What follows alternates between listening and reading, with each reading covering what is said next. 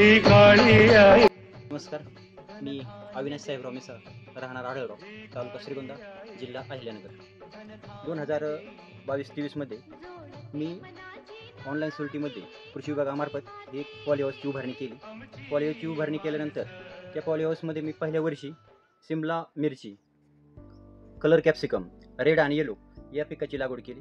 हे पीक एक 10-11 महिन्याचे पीक आहे. 6,000 रोपांची लागवड मी केली होती. 10 महिन्यामध्ये या सिमला मिरचीतून मला टोटल 15 टन उत्पन्न मी काढलं आणि ॲव्हरेज सरासरी रेट मला 100 रुपयाचा भेटला. 10 महिन्यामध्ये अर्धा एकराच्या पॉली हाऊसमध्ये मला 15 लाख रुपये टोटल उत्पन्न या अर्धा एकराच्या पॉली हाऊसमधून भेटले. त्यानंतर त्याच्या पाठोपाठमध्ये मला या 15 लाखाच्या 15 टन माल काढण्यासाठी 3 लाख रुपये खर्च झाला.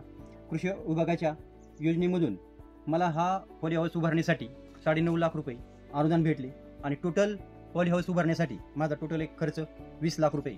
सर्व पॉली हाऊस उभारण्यासाठी 20 लाख खर्च आला आणि शासनाच्या मार्फतून मला 9.5 लाख रुपये भेटले.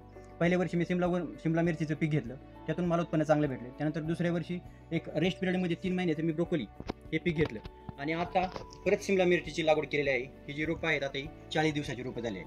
आणखीन 40 ते 45 दिवसामध्ये परत ह्या सिमला मिरचीचे उत्पन्न चालू होणार आहे. आणि ही योजना मला कृषी विभागामार्फत भेटली आणि त्या योजनेचा मला लाभ भेटला. त्याबद्दल आमच्या गावचे कृषी सहाय्यक माननीय देवकाते साहेब हे पॉली हाऊस उभारण्यासाठी आम्हाला आमचे माननीय गणेशजी पुराणे बाबुळगावकर यांना मी धन्यवाद देतो की त्यांनी ही पॉली हाऊस उभारण्यासाठी मला प्रोत्साहन दिलं.